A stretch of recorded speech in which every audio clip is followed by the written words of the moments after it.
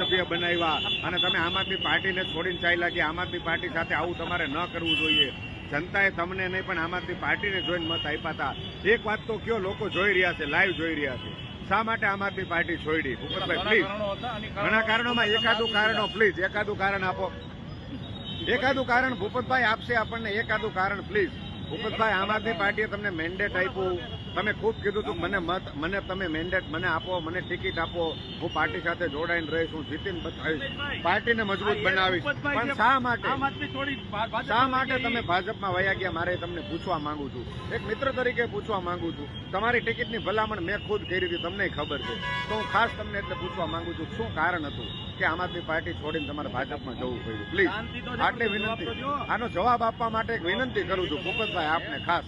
Please please please Bhupatbhai, બોલો બોલો બોલો બોલો. મેં તમારી ભલામણ